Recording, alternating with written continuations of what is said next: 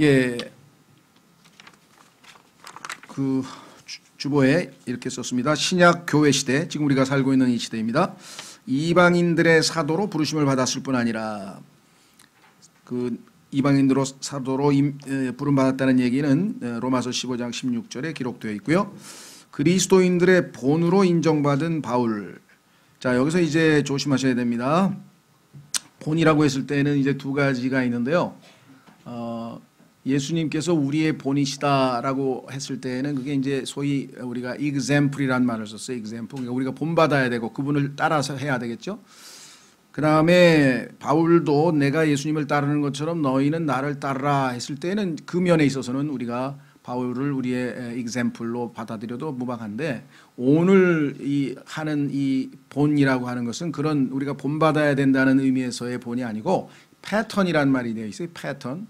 패턴이라고 하는 말은 하나님께서 바울의 삶에서 역사하시는 그와 같은 비슷한 패턴으로, 그 방식으로 우리의 삶도 이끌어 가시고 인도하신다, 그런 뜻입니다. 그러니까 물론 바울에게 우리가 본받아야 될 점이 많지만 오늘 주제는 그 본받아야 하는 그런 의미에서의 본이 아니라 바울의 삶을 보면 내 삶에서도 하나님께서 이런 방식으로 역사해 가실 것이다 라고 하는 패턴을 우리가 읽을 수 있다, 그런 뜻입니다. 자, 그래서 조금 뉘앙스가 다르다는 것. 바울에게 주님께서는 4번의 환상을 보여주셨습니다. 나는 한 번도 못 봤다. 당연하죠. 이 시대에는 환상을 보여주실 이유가 없는 거니까. 바울 시대에는 아직 하나님께서 신약 성경을 우리에게 주시질 않았기 때문에 과도기고, 그래서 신약 성경 기록되기 전에 하나님께서 사도로 보내신 이 바울에게 하나님께서 특별하게 말씀하셔야 될 필요가 있을 경우에는 평소 때야 뭐 얼마든지 구약 성경으로도 말씀하시고 기도하면서 주님과 교제하겠지만, 특별한 경우에 4번에 걸쳐서 바울의 인생에 직접적으로 환상으로 보여주셨다, 이렇게 성경에 나와 있는데, 이것이 바울의 삶에 있어서 아주 중요하고 결정적인 순간들이었다라고 하는 것이죠. 따라서 우리 그리스도인에게도 우리의 삶에서 이와 같이 결정적으로 중요한 순간에 하나님께서 어떤 방식으로든 우리에게 말씀하시든 어떤 방식으로도 섭리적으로 하여간 개입하시든 하여간 그러한 패턴에 따라 우리도 하나님의 함께 하심을 맛볼 수가 있다, 이런 의미입니다. 그래서 이를 통해 주보로 가시면 이를 통해 이 모든 4번의 환상을 통해서 바울은 모든 시련을 이겨내고 새 힘을 얻어 자기에게 주어진 그 길을 마칠 수 있었습니다. 그래서 바울이 얘기했던 이것이 my course인데요. 세상에서는 my way라 그러죠. 그 노래도 있듯이 세상 사람들이 나름대로 내 인생길을 내가 주관해서 간다 하면은 my way라고 하는 것이 사람들에게 많이 어필해서 연말연시가 되면 연말이 되면은 마지막 때 어떤 그 1년을 마무리하면서 자기 인생길을 갔다, 그래서 그 영화도 있죠. 마라톤 선수에 관한 영화인가요? 하여간 자기 인생을 간다 해서 유명한 전 세계적으로 아주 제일 유명한 노래 중에 하나더라고요. 이게 어디서나 프랑크 시나트라는 사람이 불렀다는 그 마이 웨이가. 근데 성경에 보니까 우리의 길, 마이 웨이는 다 잘못된 길이라고 이사야서 53장에 나와 있죠. 우리는 마이 웨이를 가는 게 아니라 하나님께서 우리의 길이 되어 주시는데 그분은 예수 그리스도시다. 그래서 예수 그리스도께서 내가 곧 길이요 진리요 생명이라. 예수님께서 우리의 길이신데, 자, 그 예수님께서 우리의 삶을 인도하실 때 우리 각자에게 정해준 우리의 길이 있어요. 왜냐하면 각자 개성이 있고 환경이 있고 태어난 장소가 있고 자기의 소속된 국가가 있고 다 이 세상에 태어난 인간들은 다 다르기 때문에 각자 자기에게 특별히 하나님께서 정해준 그 길이 있어요. 이것을 성경에서는 코스라 그랬습니다. 코스. 다 똑같이 육상 100m, 그러니까 100m는 모르겠습니다. 100m도 마찬가지죠. 그러니까 육상이나 이렇게 보면은 시합할 때 자기가 달려야 될 코스가 다 정해져 있잖아요. 1코스, 2코스, 3코스, 4코스.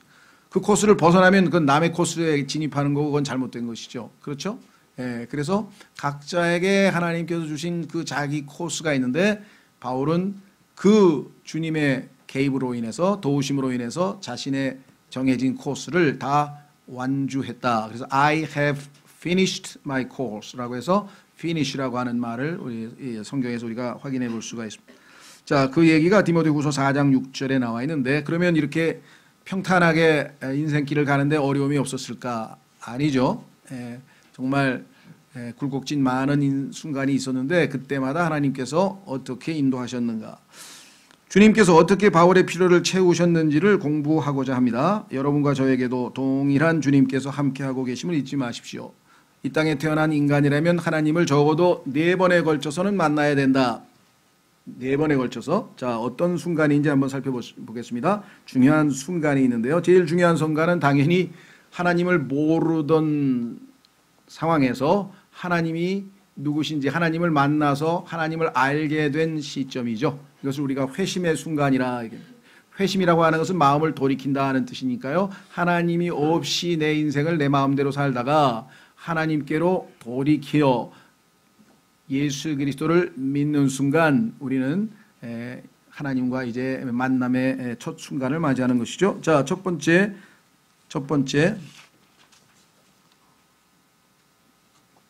사도행전 9장으로 가보겠습니다.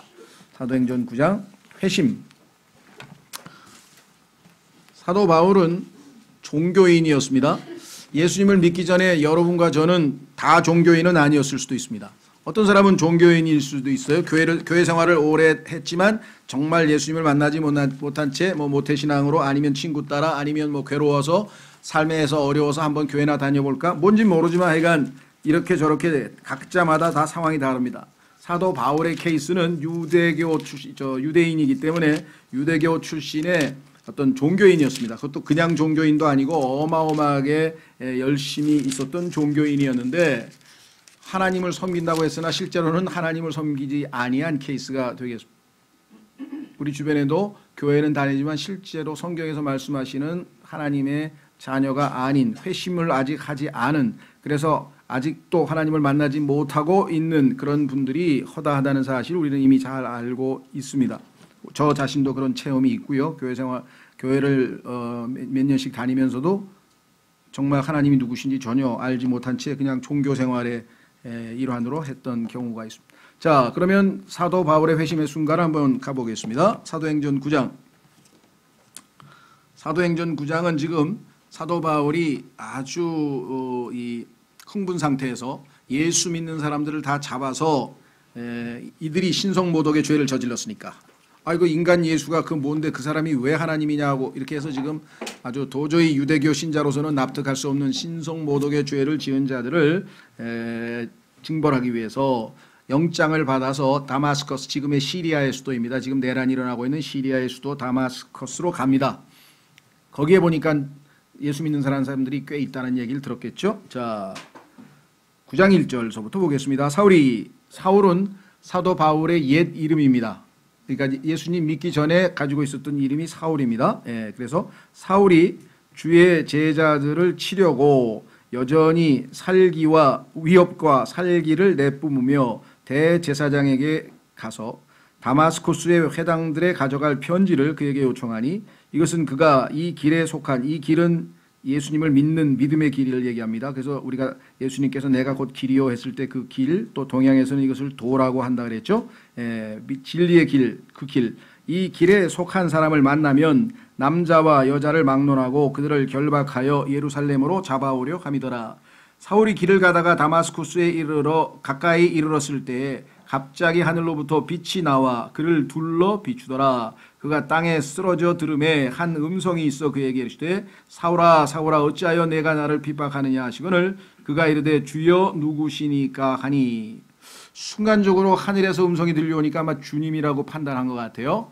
그래서 주여 누구시니까 하니 이렇게 질문했는데 예수님께서 아주 놀라운 답변을 하셨습니다. 나는 내가 핍박하는 예수라. 예수님은 하늘로 올라가셨는데 어떻게 예수님을 핍박했을까요? 예수 그리스도는 머리 되시고 예수 그리스도의 몸된 교회가 남아있으니까 교회를 지금 믿는 사람들을 핍박하니까 교회를 핍박하는 거죠. 그렇죠? 여러분과 제가 좀 깊이 생각해야 될 일입니다.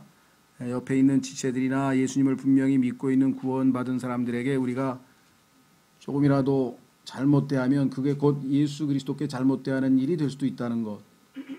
우리가 인식하고 지체로서의 몸된 교회로서의 지체로서의 생각을 하셔야죠. 나는 네가 핍박하는 예수라 가시채를 걷어차기가 내게 고생이라. 지금 헛고생하고 있다. 잘못된 일을 하고 있다는 것이겠죠.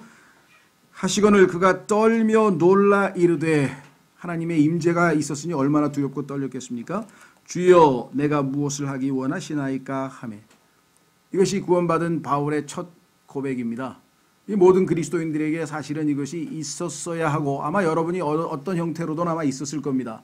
예수님 믿고 나서 주님 이제 예수님을 믿었으니 나 이제 앞으로 이제껏 살아온 인생과는 달리 제가 하나님이 나를 이 땅에 두신 이유가 뭡니까? 내가 이 땅에서 무엇을 해야 되겠습니까? 뭐라고 표현했든지 간에 하여간 유사한 우리의 마음에 있어서의 변화가 있었겠죠. 바울도 이제 자기는 지금까지 하고 있는 게 전부 다 하나님의 뜻을 수행한다고 했는데 갑자기 주님이 나타나서 너 헛고생하고 있다 그러니까 얼마나 당황스러웠겠어요. 아, 내가 지금 잘못된 주님을 알고 있었구나. 내가 지금 올바른 주님을 잘못 알고 있었구나. 그래서 뭐라고 얘기하시느냐. 그에게 이르시되 하매 주께서 그에게 이르시되 일어나 도시로 들어가라. 그러면 내가 반드시 해야 할 일을 듣게 되리라 하시니라. 그와 함께 길을 가던 사람들은 음성만 듣고 아무도 보지 못한 채 말을 못하고 서 있더라. 사울이 땅에서 일어나 눈을 떴으나 아무도 보지 못하므로 그들이 손으로 그를 인도하여 다마스쿠스로 데려가니라. 그가 사흘 동안 보지 못하고 먹지도 마시지도 아니하더라. 그래서 이제 하나님께서 아나니아라고 하는 사람을 보내서 그 눈에서 비늘을 거두어내고 눈을 뜨게 되고 하나님께서 바울을 왜 택하셨는지 그것을 알려주고 그 알려준 하나님의 뜻에 순종해서 이제 삶을 살아가게 되는 장면이 나옵니다. 이처럼 여러분과 저에게도 어느 한순간에 주님께서 찾아오신 순간이 있었습니다. 세상에 있는 많은 사람들이 구도자란 말을 씁니다. 하나님을 우리가 찾는다, 진리를 찾는다. 그래서 성경에는 아니라고 말씀하셨어요. 처음엔 제가 당황했어요. 하나님을 찾는 자가 하나도 없다. 로마서 3장에 보니까 의인은 없나니 단 한 사람도 없으며 하나님을 찾는 자도 없으니 단 한 사람도 없다. 아니 내 주변에 지금 하나님 찾는 사람들 쎘는데 뭐 진리를 찾는다, 하나님을 찾는다, 뭐 이런 분들이 우리 주변에 많잖아요. 이게 무슨 소린가? 그거는 각자가 찾는 신은 자기가 원하는 신이에요. 자기가 생각하고 있는 신이에요. 바울도 자기가 생각하는 신을 섬기고 있었어요. 지금까지. 그렇죠? 유대교의 신. 그런데 온 우주 만물을 창조하시고 성경을 우리에게 기록해서 주신 그 하나님은 인간이 찾아서 찾아지는 분이 아니야. 하나님께서 먼저 찾아와서 손을 내밀 때 그분을 받아들여야만 그분을 비로소 알게 되지. 이것이 기독교와 모든 종교와의 차이입니다. 모든 종교라고 하는 것은 자기가 어떤 사람은 금식으로 어떤 사람은 마인드 컨트롤. 그러니까 어떤 사람은 또 무슨 수단이 됐던 간에 다양한 여러 가지 영적 활동을 통해서 하나님을 찾아 나서는 구도자라 그러죠. 그런 사람들이 우리 주변에 꽤 많습니다. 어떤 사람은 공동체 생활로 들어가서 떼제 공동체로 들어가는 사람, 또 수도원에 들어가 있는 사람, 수녀원에 들어가 있는 사람, 아니면 다양한 형태로 하나님을 찾는데 안타까운 것은 하나님께서 이미 먼저 찾아오셔서 손을 내밀었는데 그 내미신 손은 붙들지 아니하고 하나님이 자기 방식대로 자기의 신을 찾아 나섰기 때문에 하나님께서는 그것은 올바른 하나님을 찾는 행위가 아니니까 하나님을 진짜 하나님을 찾는 자가 아무도 없다고 성경의 로마서 3장에 기록을 해 놓았습니다. 하나님은 이미 찾아오셨습니다. 예수님께서는 이 땅에 찾아오셔서 이미 자신이 하나님이시라는 사실을 알리시고 자신을 믿도록 사람들에게 알려주셨죠. 그래서 시편 8편으로 가보십시오. 시편 8편에 가면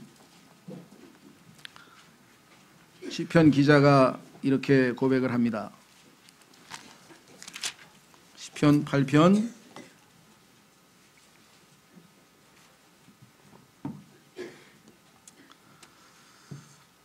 3절 온 우주 만물을 보면서 그 광대함에 압도되었죠.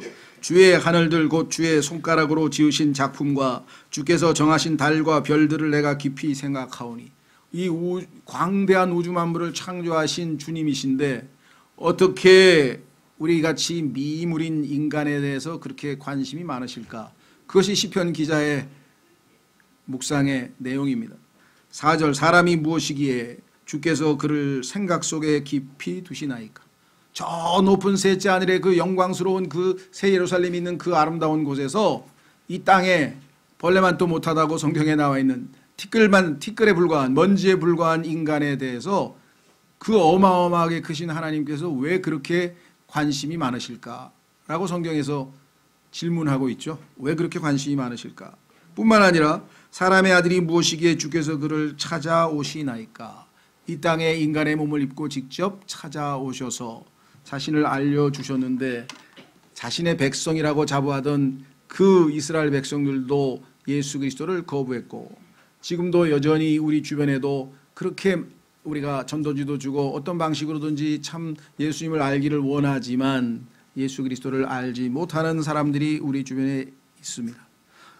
어쨌거나 여러분과 제가 우리를 찾아오신 예수 그리스도, 우리를 참으로 찾아와서 손을 내미신 예수 그리스도를 받아들였다고 하는 것은 어마어마한 기적이고 축복이죠.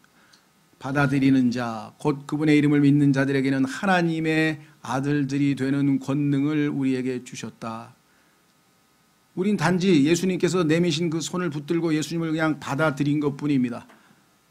그 순간, 그것이 이 땅에 태어난 모든 인간, 이 땅의 인간으로 태어난 모든 존재에게 있어서 최고의 순간입니다.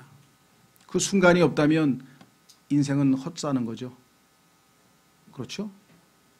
온 우주 만물을 창조하신 나의 창조주께서 찾아와서 손을 내밀었는데 그것을 거부하고 이 땅에서 그 무엇을 많이 얻고 누리고 산들, 그게 무슨 의미가 있겠습니까? 나중에 또한 거부하신 그분 앞에 서서 심판을 받을 것을 생각하면 얼마나 안타까운지. 그래서 우리는 어떻게든 사람들이 예수님을 믿었으면 좋겠다 이렇게 생각하고 있는 것이죠. 자, 그래서 첫 번째는 나타난 주님은 환상으로 자신이 누구이신지를 알려주었습니다. 그리고 바울이 괴롭히고 있는 자들이 주님의 몸된 교회인 것도 알려주셨습니다. 자, 창세기에서 아담이 죄를 짓고 숨었는데 먼저 찾아와서 아담을 부르신 분이 하나님이셨다는 사실을 여러분이 잘 알고 계신다면 지금도 얼마나 많은 곳곳에서 잠언 8장에 보면은 세계 방방 곳곳에서 모퉁이에서 방송으로 하여간 온갖 수단을 동원해서 지금 사람들에게 내가 너의 창조주여 너의 구속주라. 그래서 예수 그리스도께서 구원의 초청을 하고 있고 심지어는 성경의 맨 마지막 계시록 22장에서 성령과 신부가 마지막으로 또 와서 거저 생명수를 마시라고 구원의 초청을 하고 있는 것입니다. 자, 찾아와 주신 주님을 바울이 첫 번째로 만났습니다. 두 번째로 바울은 이제 하나님께서 자신에게 주신 그 책무, 자, 그것은 바로 무엇인가 한번 우리가 확인해 보겠습니다. 아까 우리 사도행전 9장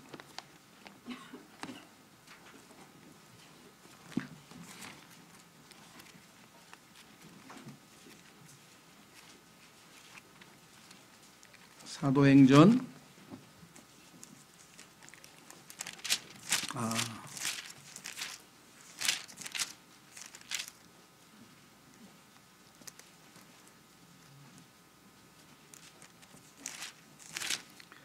사도행전 죄송합니다.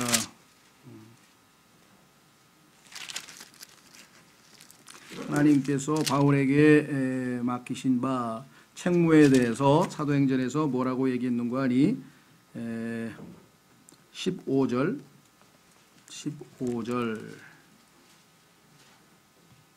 그러나 주께서 그에게 이르시되 내 길로 가라. 그는 이방인들과 왕들과 이스라엘 자손 앞에 내 이름을 전하기 위해 내가 택한 그릇이니라. 자, 하나님께서 예수 그리스도를 알리기 위해서 복음을 전하기 위해서 하나님께서 택한 그릇으로 많은 사람들 앞에 보내어진 사람 사도죠. 그래서 자기는 소개할 때 항상 나 예수 그리스도의 사도 바울은 하고 모든 서신서에서 자기를 그렇게 소개를 했습니다. 자, 그래서 이 사도 바울은 그 책무를 이제 자신의 삶을 통해서 수행을 하게 됩니다. 꾸준히 정말 모든 걸 다 바쳐서 우리가 사도 바울의 삶을 사도행전을 통해서 보면은 얼마나 열심히 1차 선교 여행, 2차 선교 여행, 3차 선교 여행 그 과정에서의 모든 박해, 어려움, 그다음에 굶주림 뭐 이런 어마어마한 것들을 성경에서 기록을 했죠. 예. 자, 그래서 그 중에 열심히 하나님의 일을 하고 있는데 다시 주님께서 다시 한번 두 번째로 나타났어요. 그것이 바로 사도행전 16장입니다. 왜 하나님께서 나타나셨을까 한번 확인해 보겠습니다. 사도행전 16장 9절.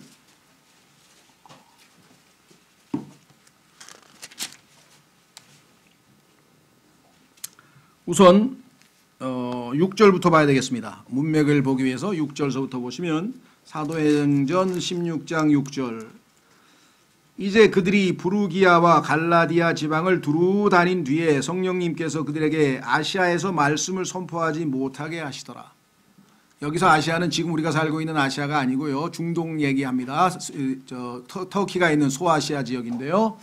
거기서 열심히 복음을 전하고 있는데 성령께서 계속 막는다는 것을 알게 되었습니다.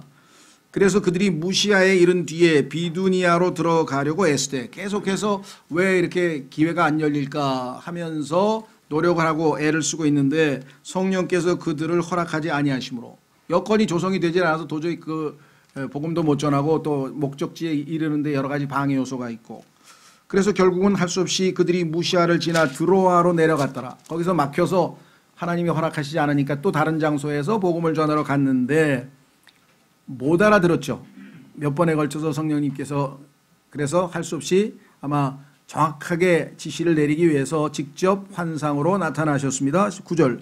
밤에 환상이 바울에게 나타났는데 마게도니아 사람 하나가 서서 그에게 간구하여 이르되 마케도니아로 건너와서 우리를 도우라 하거늘 그가 그 환상을 본 뒤에 해석을 했어요. 뭐라고? 아, 주께서 그들에게 마케도니아 사람들에게 복음을 전하라고 부르시는 거구나. 복음을 선포하라고 우리를 부르신 줄로 확신하였으므로 우리가 즉시 마케도니아로 들어가려고 힘쓰니라. 하나님께서의 선교의 방향은 항상 예루살렘이 시작이죠. 예루살렘으로부터 복음 선포가 시작이 돼서 이제 서쪽으로. 그래서 바울의 진행 방향이 하나님의 방향인 서쪽으로 이렇게 가야 되는데 방향이 바뀌었어요. 그래서 하나님께서는 소위 오늘날 우리가 유럽 선교를 시작하기 위해서 아시아에서 복음을 전했으면 그 다음에 유럽으로 서쪽으로 건너가서 마케도니아는 유럽의 시작이죠. 복음을 전해야 되는데 하나님의 뜻을 잘 헤아리지 못해서 하나님께서 방향을 가르쳐 주신 것입니다. 그래서 이제 서쪽으로 해서 저 영국, 스페인까지 이제 마지막 지중해 끝나는 지역까지 바울이 복음을 전하게 되고 그 지역에 있는 사람들이 또 선교사를 보내서 서쪽으로 가서 미주 대륙으로 또 가게 되고 그것이 또 계속해서 돌아서 오늘날 이 우리 나라에까지 오고 또 우리나라에서 중국을 거쳐서 다시 돌아서 결국은 예루살렘 땅의 첫 출발지가 예루살렘이고 그렇다면 한 바퀴 돌면 맨 끝이 예루살렘이죠. 그래서 예루살렘까지 이제 복음이 전파되는 하나님의 그 계획을 잘 알지 못해서 성령님께서 직접 환상으로 보여주시게 된 상황이 발생했습니다. 무슨 말인가 하니 여러분과 저의 삶에서도 어떤 방식으로든지 하나님께서 터닝 포인트, 어떤 전환점, 변경, 갑자기 어떤 사람은 상황이 바뀌어서 뭐 제가 아는 뭐 많은 사람은 없지만 그 유명하신 그 이용규 선교사라고 하는 분은 하버드 대학에서 박사학위를 받고 교수 자리가 나서 교수를 하려고 하는데 갑자기 하나님께서 몽골 선교사로 가게 막 환경을 몰아가셔서 결국은 몽골 선교사로 이제 가게 되는 그래서 뭐 내려놓음이라는 그런 책도 있는데요. 그런 분들도 있고 또 어떤 분들은 갑자기 이민을 가게 된 거예요. 자기 예기치 않았는데 또 어떤 분들은 갑자기 다니던 교회를 그만두고 딴 교회로 가게 된 경우도 있고 그러니까 자기 인생에 있어서 의도치 않았는데 뭔가 방향이 바뀐 그렇죠? 어떤 사람은 이직을 해서 직장을 바꾼 아니 뭐 직종을 바꾼 사람도 있고 하여간 하나님께서 왠지는 모르지만 어떤 방식으로든지 개입하셔서 뭔가 이렇게 자신에게 방향을 바꾸어 주신 그런 경험들이 아마 있으실지도 모르겠어요. 그렇죠? 그래서 예수 믿고 나서 물론 제일 우리가 눈에 띄는 사람은 자기 직업을 내려놓고 사역을 하신 분들도 계신데 뭐 그게 전부 다 뭐 하나님의 뜻이냐 아니냐 그건 전 잘 모르겠어요. 개개인이 하나님 앞에서 하나님께서 나에게 이거 하라고 하시나? 그래서 고민하고 기도하다가 뭐 직장을 그만두고 사업을 하신 분도 계시고 또 반대도 있고 다양하죠. 예. 또 어떤 사람은 뭐 귀촌이라 그러나요? 뭐 농촌으로 내려가신 분도 있고 그렇죠. 또 어떤 분은 아예 사역을 하다가 내려놓고 그냥 뭐 그만두신 분도 있고. 얘기를 들어보면 정말 왜 하나님이 그러셨는지 잘 이해를 못하지만 하나님의 어떤 손길이라고 느꼈다 이런 간증들이 나옵니다. 그러니까 여러분도 아마 다양한 형태로 어떤 하나님께서 우리의 삶에 개입하셔서 또 새로운 출발, 뭔가 새로운 출발을 아마 해주신 경험들이 있지 않았을까 싶습니다. 그래서 이제 바울은 열심히 이제 다시 또 전진해 나갑니다. 열심히 전진해 나가는데 많은 일들이 벌어졌습니다. 고린도 후서로 가겠습니다. 고린도 후서 하나님의 인도하심에 순종해서 열심히 주님을 전하는데 고린도 후서 11장 고린도 후서 11장에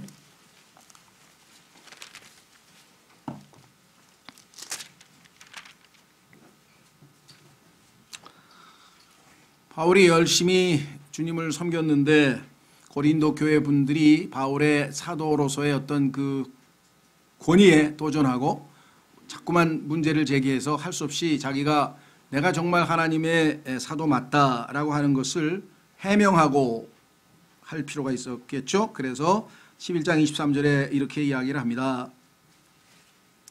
고린도후서 11장 23절 그들이 그리스도의 사역자냐 내가 어리석은 자처럼 말하거니와 나는 더욱 그러하도다 내가 수고를 더욱 넘치도록 하고 매도 지나치게 맞고 감옥에도 더 자주 갇히고 여러 번 죽을 뻔하였으니 내가 유대인들로부터 마흔에서 하나 뺀 매를 5번 맞았으며 3번 몽둥이로 맞고 1번 돌로 맞고 3번 파선을 당하여 한 밤과 한 낮을 기품 속에 여행해 있었으며 자주 여행하면서 물들의 위험과 강도들의 위험과 내 동포로 인한 위험과 이교도들로 인한 위험과 도시에서의 위험과 광야에서의 위험과 바다에서의 위험과 거짓 형제들 가운데서의 위험을 당하였고 또 지치고 아프고 여러 번 밤을 새우고 굶주리고 목마르고 여러 번 금식하고 추위를 당하고 헐벗었노라. 밖에 있는 그 일들 외에도 날마다 내게 닥치는 것이 있으니 곧 모든 교회를 위하여 염려하는 것이라. 이렇게 해서 자신의 삶을 어떻게 이렇게 수없이 많은 고난들을 다 이겨내고 마지막 코스를 다 완주했다고 얘기할 수 있을까? 참 우리가 볼 때는 경이스러운 일인데요. 주님께서 중간에 나타나셔서 힘을 북돋아 주셨기 때문에 가능했다는 것을 알 수가 있습니다. 자, 사도행전 18장 9절 죄송합니다. 네, 사도행전 18장 9절로 가보겠습니다. 사도행전 18장 9절.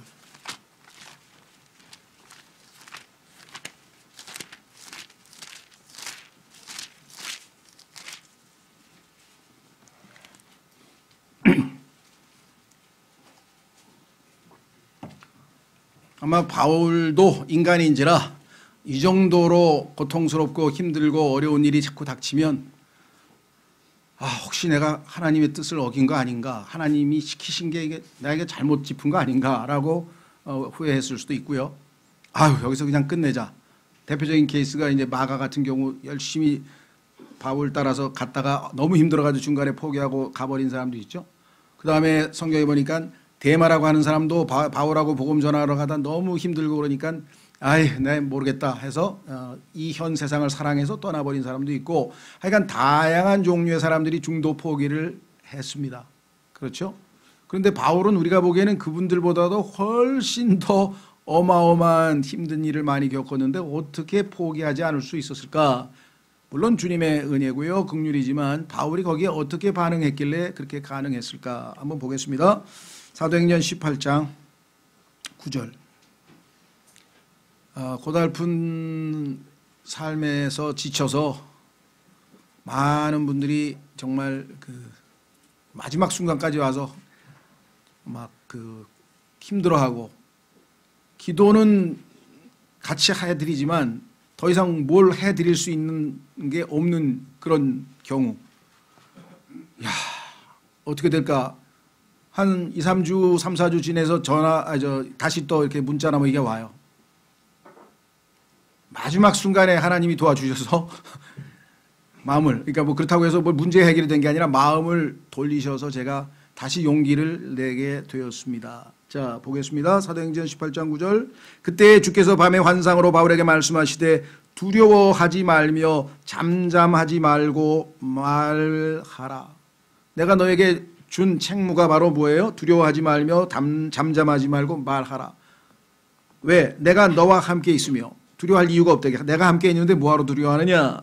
아무도 너를 공격하여 해치지 못하리니 내게는 이 도시에 많은 백성이 있느니라. 네가 나에게 데려올 많은 백성이 있으니까 계속해서 말하라. 얼마나 구체적으로 얘기했습니까? 함께 있다고 현재 알려주셨고, 두 번째는 공격 못하고 해치지도 못하니까 걱정하지 마라. 여러분 어떠세요? 마지막 죽을 수밖에 없는 순간에서도요, 하나님께서 허락하지 않으면 절대 죽을 수가 없어요. 그렇죠? 그렇기 때문에 두려워할 이유가 없어요. 그리고 만약에 하나님 허락하시면 뭐예요? 우리는 better, 더 낫죠. 죽는 게 더 이익이라 그랬으니까. 마지막 순간에 하나님이 허락하셔서, 그렇죠? 예. 엊그제 참 그 목요일마다 가는 한마음 미션이라는 데가 있는데, 거기에 그 대표 이렇게 함께 성경 공부하시는 분 중에 가수, 이 봄, 여름, 가을, 겨울이라는 밴드가 있는데, 거기에 드럼 치는 무슨 형제, 아마 아는 분들은 아마 얼굴 보면 좀 아시는 분들 계실 텐데, 그 전태관 형제라는 분이 있는데, 그분은 2012년서부터 지금 신장암을 앓고 있고 전이가 돼서 어깨에도 수술을 하고 지금 하여간 퉁퉁 부어서 저희가 보기도 너무 힘들어서 요즘에는 성경 공부도 거의 못 나옵니다. 복수가 차고 그랬으니까 상당히 아마 거의 말기암 상태가 된 것 같아요. 2012년서부터 지금까지 이제 뭐 수술도 하고 항암 치료도 하고 했는데 달 완치가 안 되고 있어요. 그런데 그 부인도 그 형제보다 더 먼저부터 암을 앓고 있었대요. 그래서 그 부인이 수요일 날 돌아가셨어요. 근데 형제님이 이제 그 미국서 고등학교 그러니까 아이를 늦게 나가지고 고등학교 다니는 아이가 미국서 이제 딸 하나가 있는데 왔더라고요. 그 둘이 서 있는데 아버지도 지금 위태위태한 거야. 그 상태가, 건강 상태가. 그래서 옆에서 참 지켜보기 딱 하더라고요. 뭐 같이 그냥 모여서 문상하고 기도하고, 지금도 기도하고 있습니다만은, 그 형제가 이 마음을 어떻게 다시 잘 추스릴까. 본인도 지금 뭐 중환자죠. 예, 그런 딱한 처지에 있게 돼서 참 안타까웠는데요.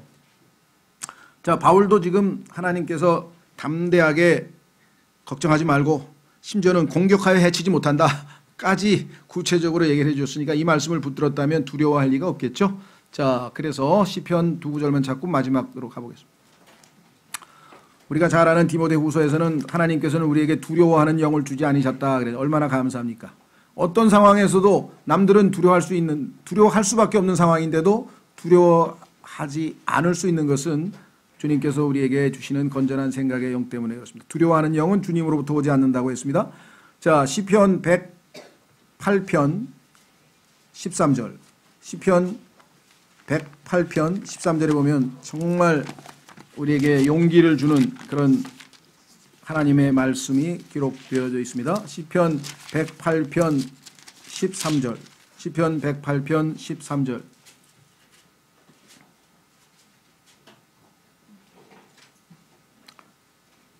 12절부터 보겠습니다. 우리에게 도움을 주사 고난에서 벗어나게 하소서. 사람의 도움은 헛되니이다. 우리가 하나님을 의지하여 용감히 행하리니. 이게 바울이 한 거죠. 하나님을 의지하여 용감히 행하리니 우리의 원수들을 밟으실 이는 바로 그분이시로다. 자, 왜 하나님께서 우리를 이렇게 가까이서 계속 도우실 수밖에 없는가? 비록 우리가 하나님의 아들이고요, 성령이 우리 안에 내주하시더라도 우리는 나약한 육체가 있기 때문에 그렇습니다. 시편 103편으로 가보겠습니다. 왼쪽으로 몇 장 넘기시면 시편 103편 14절. 이 말씀이 얼마나 저에게는 큰 위로가 되는지 몰라요. 너무 이렇게 지치고 그냥 막 이럴 때 하나님이 알고 계신다. 뭘 알고 계십니까? 시편 103편 14절. 그분께서는 우리의 구조를 아시며 우리가 먼지임을 기억하시는도다. 우리가 먼지에 불과한 존재. 아브라함도 얘기했죠. 하나님 앞에 제가 먼지 아닙니까? 티끌. 티끌과 같은 먼지와 같은 제가 감히 하나님 앞에 한 말씀 기도하고 싶습니다. 이렇게 기도했죠. 자기 자신을 하나님 앞에서 인정하는 모습이죠. 우리같이 나약한 진흙, 거기도 진흙의 원 재료가 먼지였단 말이에요. 성경에 보니까 더스트로 만들었는데 우리가 그 먼지 같은 존재를, 그 나약한 존재를 하나님께서 얼마나 불쌍히 여기시는지 이렇게 위로를 해주시면서 용기를 북돋워 주시는 겁니다. 바울만 그랬겠습니까? 예, 저희도 지금 주변에 보면은요, 목회자들도 보면요, 다 마지막 순 찾아와서 그런 분이 있어요. 모여서 제가 아무래도 목회 그만둬야 될 것 같아요. 능력도 안 되고 뭐 사람도 안 모이고 하면서 막 그렇게 탄식하시는 분들도 여럿 있어요. 또 교회 다니시는 분들도 뭐 핍박이 심해서 교회 집안에 핍박이 심해서 교회 더 이상 못 다니겠습니다. 뭐 이런 분들도 뭐 다양한 종류의 그런 핍박이 주어집니다. 그래서 핍박으로 주저앉지 않는 방법은 주님께서 찾아오셔서 그에게 용기를 북돋워 주시는 것이겠죠. 우리의 삶에서도 이런 일들이 심지어는 그 유명한 엘리야라고 하는 사람이 800명의 거짓 대언자들과 바알의 선지자들을 다 무찌르고 이세벨이라고 하는 여인의 협박을 받게 될 때 얼마나 두려워서 숨었습니까? 그때도 하나님께서 그에게 찾아가서 까마귀를 보내고 천사를 보내서 일어나라. 아니 네가 지금 하나님의 대언자로서 지금 800명의 그 어마어마한 거짓 종교인들을 다 하루아침에 불태운 자가 어찌 그렇게 그 모양이냐, 이렇게 책망하셨다는 성경 기록은 없고요. 야, 뭐 제가 성경 병기하신 줄 알고 계시는 거예요. 그런 기록은 없어요. 다만 너도 먼지에 불과하지. 그래, 얼마나 힘들고 두렵겠냐. 일어나, 뭐라 그랬어요? 먹으라. 내가 지금 먹을 거 갖다 줬으니까 일어나 먹으라. 이래. 일어나 먹고 감사합니다 주님. 그 다음 책무가 무엇입니까? 안 그러고 모르겠어요 그래도 하고 다시 들어가서 누구 말로 뒤벼 잤어요. 그냥 뒤집어 잤어요. 에이 모르겠다. 난 죽든지 살든지 마음대로 하십시오. 이게 인간의 나약한 모습이죠. 그렇죠? 예. 그때마다 또 시켜서 일어나 먹어라. 예. 그리고 나서 희미한 음성으로 이제 가야 할 길을 알려주시는 그러한 아주 자상하시고 그러한 주님이시다. 얼마나 우리에게 감사한지 모르겠습니다. 자, 그뿐만 아니라 이제 끝까지 너 마지막 내가 너에게 준 책무를 완성할 때까지는 내가 너를 보존한다. 하늘나라에 들어갑니다. 여러분과 제가. 왜?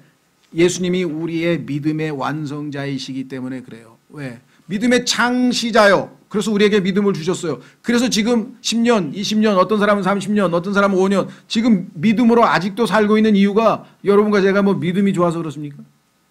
예수 그리스도의 믿음이라 그러잖아요. 그분이 우리에게 계속해서 믿음을 공급해 주고 계세요. 무엇으로? 하나님의 말씀을 들음으로. 하나님의 말씀을 들음으로 믿음이 우리에게 주어진다고 성경은 말씀을 했죠.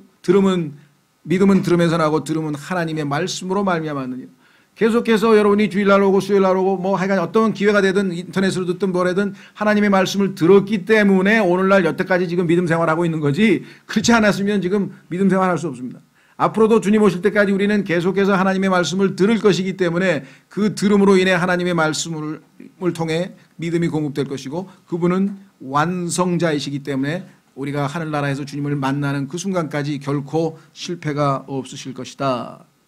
자, 사도행전 27장으로 가서 마지막 하나님께서 보존하시겠다는 약속을, 그래서 여러분과 저도 지금 중도에 주저앉을 이유가 전혀 없어요. 여기 계신 분들 중에는 아마 나는 지금 너무 죽겠는데 왜 위로하시는 세 번째 하나님은 안 나타나시는 거예요. 아직 여러분이 견딜 수 있는 능력이 있으신가 보지. 난 절 모르겠어요. 오늘 설교 듣고 하나님 난 3번에 하나님이 세 번째 환상이 필요합니다. 빨리 좀 어떻게 나 좀 해주십시오 하고 아마 말씀하시면 되겠죠. 자, 사도행전 27장에 보면은요, 사도 바울이 배를 타고 이제 쇠고랑 차고, 참 신기해요. 바울을 하나님께서 로마의 황제 앞에 세워서 정말 당대 세계 제국의 수도였고 거기에서 정말 하나님의 말씀을 마지막으로 선포할 기회를 갖기 위해서 기독교 최고의 사도를 보내는데 왜 하필이면 보내는 방법이 쇠고랑을 차와가지고 네, 그거는 나중에 아시면 아시지만요. 하나님의 계획은 원래 그건 아니었어요. 근데 이제 바울이 이스라엘 민족을 너무 사랑해서 하나님의 뜻을 어기고 하나님이 가지 말라고 3번에 걸쳐서 사람을 보냈는데 악착같이 예루살렘에 가서 목숨 걸고 하여간 유대인들에게 복음 전한다고 해서 갔기 때문에 이제 그건 자업자득이죠. 심은 대로 거둔 것이었지만 그래도 하나님이 마지막으로 기회를 줘서 쇠고랑은 찼지만 그래도 로마의 마지막까지 보내셨는데, 자, 마지막 죽음을 앞두고 그는 이렇게 고백을 했습니다. 여러분과 저는 모르겠어요. 사람마다 아직 우리는 바울처럼 하나님께서 너 이제 한 달쯤 남았는데 정리하지 뭐 이렇게 얘기하신 분은 아직은 없을 것 같은데 바울은 어느 순간에 알았어요. 아, 하나님께서 나를 이제 데려가시는구나. 그래서 그는 이제 자신의 삶을 한번 마지막으로 정리하면서 후배 목회자인 디모데에게 용기를 불어넣어 줍니다. 나의 인생을 하나님께서 이렇게 인도하시고 이렇게 보존해 주셨다. 자, 마지막 사도행전 27장에 가면은 난파선에서 바울의 고백이 나옵니다. 23절, 사도행전 27장 23절, 이렇게 고백했습니다. 나를 소유하신 하나님 곧 내가 섬기는 분의 천사가 이 밤에 내 곁에 서서 이르되 바울아 두려워하지 말라. 내가 반드시 카이사르 앞에 서야 하리라. 보라, 하나님께서 너와 함께 항해하는 자들을 다 내게 주셨느니라 하였으니 그러므로 선생들아 기운을 내라. 내가 하나님을 믿노니 내게 말씀하신 그대로 되리라. 여러분 절대 죽지 않습니다. 이렇게 담대하게 얘기할 수가 있었었죠. 자, 디모데후서 마지막 성경 구절입니다. 4장, 바울의 유언장이죠. 바울의 유언장에서 바울은 우리 후배 그리스도인들에게 이렇게 격려하는 말씀을 했습니다.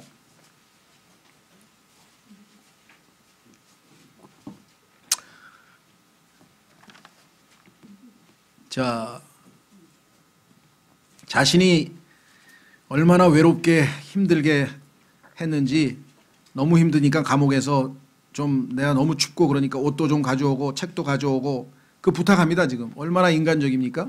9절서부터 보세요. 너는 곧 내게 오도록 힘쓰라. 데마는 현재 이 세상을 사랑하여 나를 버리고 데살로니가로 떠났고 그레스게는 갈라디아로 디도는 달마디아로 갔으며 오직 누가만 나와 함께 있느니라. 그래도 의사는 하나님께서 마지막 순간까지 붙여놓으셨는데 마가를 취해 데리고 오라. 그가 사역을 위해 내게 유익하니라. 얼마 전에 중간에 사역하다가 힘들어서 도망친 사람인데 다시 회개하고 새 출발했는지 얼마나 위로가 되는지 몰라. 아, 마가가 다시 회복했구나. 끝낸 게 아니고 이렇게 포기한 게 아니구나. 그렇죠? 투기고는 내가 에베소로 보내었느니라. 내가 올 때 내가 드로아에서 가보에게 맡겨놓은 겉옷을 가져오고 또 책들을 가져오되 특별히 양피지들을 가져오라. 성경이죠. 구리세공업자 알렉산더가 내게 많은 악을 행하였으니 주께서 그의 행위대로 그에게 갚으시기를 원하노라. 너도 그를 조심하라. 그가 우리의 말들을 크게 대적하였느니라. 내가 처음 답변할 때, 이때 답변은요, 판사 앞에 가서 아니면 검사 앞에 가서 신문 받았다는 소리예요. 지금 그렇게 딱한 처지인데도 아무도 나와 함께 서지 아니하고 모든 사람이 나를 버렸으나, 그렇죠? 감옥에 가는 사람을 함께 해주려고 하진 않았어요. 그것을 그들의 책임으로 돌리지 아니하시기를 내가 하나님께 기도하노라. 얼마나 성숙된 모습입니까? 17절, 그럼에도 불구하고 주께서 나와 함께 하사 나를 강건하게 하셨으니 이것은 나로 말미암아 그 선포한 말씀이 온전히 알려져서 모든 이방인들이 듣게 하려 하심이라. 내가 사자들의 입에서 어떻게 했다고요? 구출되었느니라. 하나님께서 나를 구출하셨죠? 18절, 주께서 나를 모든 악한 일에서 건져내시고 현재 또 자신의 모든 하늘왕국에 이르시기까지 보존하시리니 미래, 과거, 현재, 미래 다 하나님께서 나를 지키고 보존하고 계시니 내가 할 일은 그분께 영광이 영원 무궁토록 있기를 원하노라. 그렇죠? 그래서 바울은 그 모든 어려운 순간들도 다 하나님의 은혜로, 하나님의 위로로 잘 이겨내고 결국 마지막까지 완주할 수 있었다. 4번에 걸쳐서 하나님께서 바울의 삶을 하나님의 뜻에 부합되는, 본이 되는, 패턴이 되는, 그리스도인이 바울처럼 순종만 한다면 얼마든지, 그렇죠? 이 땅의 그 어떠한 어려움도 다 이겨내고 하나님께서 보실 때 뭐라고 얘기했습니까? 자, 마지막 그 9절 보세요. 8절, 디모데후서 4장 8절 여러분과 저에게 바울이 주는 도전입니다. 읽을 때마다 마음에 와닿는데 읽을 때마다 또 부끄러워요. 왜? 바울은 우리에게 마지막 순간 죽는 순간 우리를 이렇게 도전했습니다. 이후로는 나를 위하여 의의 관이 예비되어 있나니 내가 지금 곧 죽는데 죽는 순간 바로 나는 주님께서 예비하신 왕관을 받게 되어 있다. 주 곧 의로우신 심판자께서 그날에 그것을 내게 주실 것이요 내게만 아니라 그분의 나타나심을 사랑하는 모든 자들에게도 주시리라. 여러분과 제가 그분의 나타나심을 사랑하는 삶을 과연 살고 있는 것인지 이게 관건이죠. 바울은 이 모든 과정에서도 괴로워하는 게 아니라 곧 있게 될 소망을 붙들고 그렇죠? 가고 있습니다. 여러분의 개개인의 삶의 어떤 상태, 어떤 어려움인지 우리는 모르지만 바울만큼이나 우리가 어렵게 사는 사람이 있겠습니까? 이 시대에. 그렇죠? 그렇다면 우리보다 훨씬 더 어려운 환경에서도 이렇게 보람 있고 아름답고 의미 있고 이런 인생을 바울이 살 수가 있었다면 우리도 하나님 앞에 핑계댈 수는 없는 것이죠.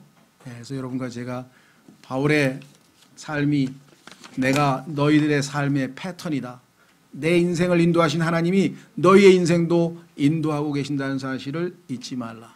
여러분과 저도 정말 바울의 도전한 것처럼 주님을 만날 때 내가 관을 받을 수 있다라는 그러한 담대함이 있었으면 좋겠습니다.